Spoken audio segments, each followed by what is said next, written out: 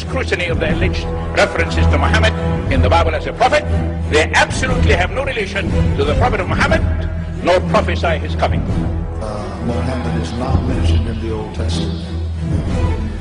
Muhammad is not mentioned anywhere from Genesis to Revelation. Muhammad is God's true messenger. That's a joke.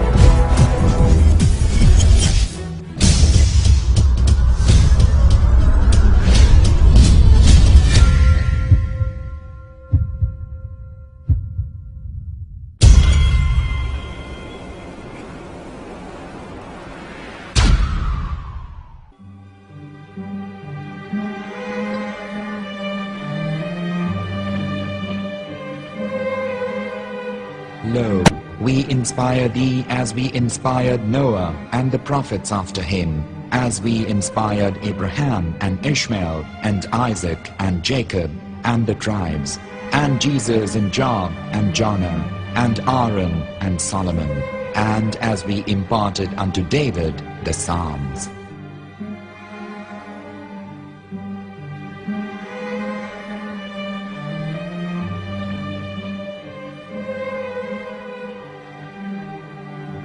The verse we've just heard is from chapter 4 of the Quran. In the verse, God is affirming to humanity that Muhammad is indeed the recipient of a divine guidance, just as Noah, Abraham, and the rest of the prophets. However, some Christians and Jews today don't believe that Muhammad was a prophet and the covenant that God made with Abraham. And since the Quran is not their book of authority, in this video I'm going to show you that the book you're holding in your hands contains the name off the seal of prophethood, the Prophet Muhammad.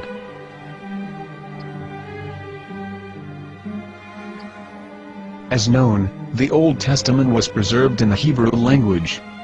In the 5th chapter of the Shir HaShirim, which is one of the 5 Megillat or sacred scrolls that are part of the Hebrew Bible, or for short the Song of Solomon, as Christians know it today. That chapter is discussing someone. Jews will say it is discussing Solomon, while Christians will say it is discussing Jesus.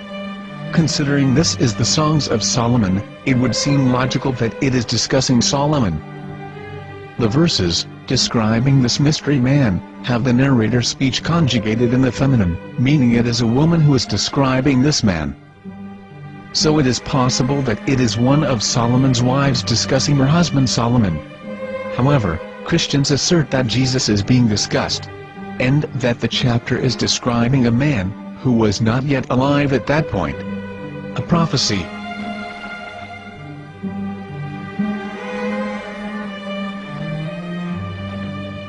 In reading the English translation of Song of Songs 5:16, it finishes the description by saying, "He is altogether lovely," but what most people don't know is that the name of that man was given in the original Megillat. Here is verse 16, and how it is written in ancient Hebrew, before introducing the vowels, in the 8th century. From the Hebrew Bible, on scripturetext.com.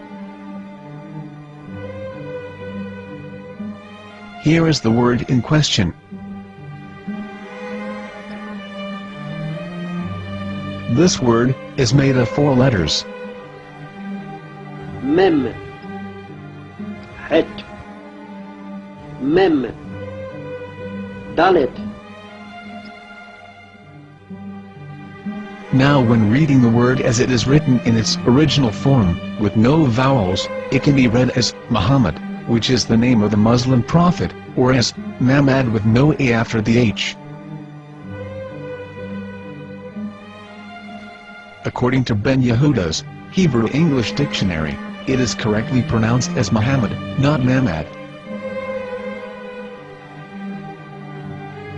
So how we're going to know for sure if it's pronounced as Muhammad, the Muslim prophet, or as Mamad, a random Hebrew word? The only way is to give the verse to a rabbi, and say to him, "Please read." Here is the Song of Songs 5:16, and how it is read by a rabbi from a Hebrew Jewish site. Please notice, the im in Hebrew is a plural of respect. חיכו ממתקים וכולו מעמדים, זה דודי וזרעי בנות ירושלים. חיכו ממתקים וכולו מחמד, מחמד, מחמד, מחמד, מחמד, מחמדים. זה דודי וזרעי בנות ירושלים.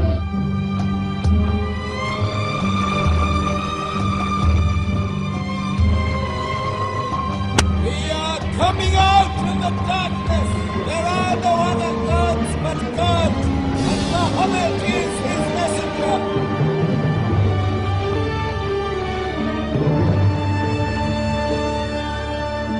Let the world hear. חיכו ממתקים וכולו מחמדים. זה דודי וזרעי בנות ירושלים. חיכו ממתקים וכולו מחמד, מחמד, מחמד, מחמד, מחמד, מחמדים. זה דודי וזרעי בנות ירושלים.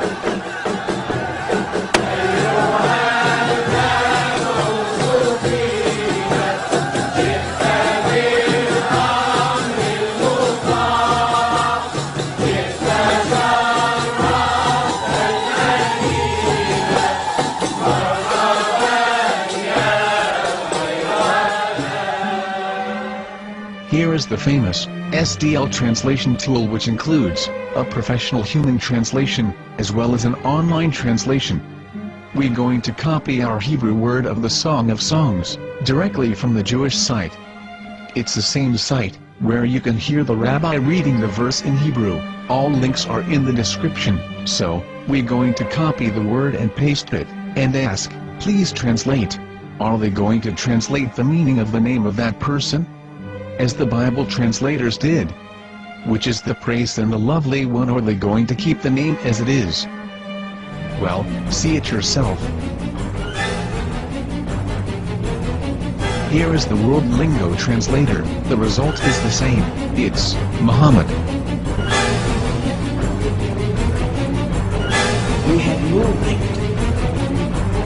We have no right to translate names of people. Anybody. Your name should be retained.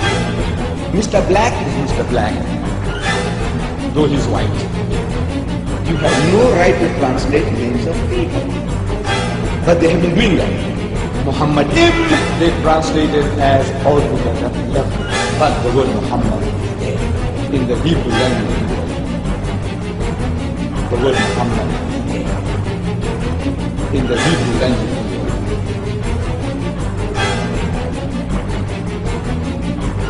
I will tell you a story from my own personal experience. Years ago, I used to spend every Sunday afternoon in a place called Speaker's Corner. And in my years down there, I got to know a Jewish rabbi. He was a very nice man. He used to listen to me, and he was always very polite and talked about Islam in a very nice way. And one day, during one of our conversations after some years, I thought that it was about time I should invite him to Islam. So I said to him, you know, my friend, we have been talking now for many years, and even you have admitted to me that Muhammad is a prophet. So why then do you not embrace Islam? He said to me, we Jews, we never change our religion.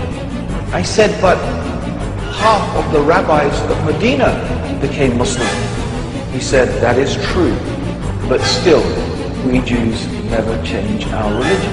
I thought, what can I say to him? He looked at me and said, listen to me, my friend.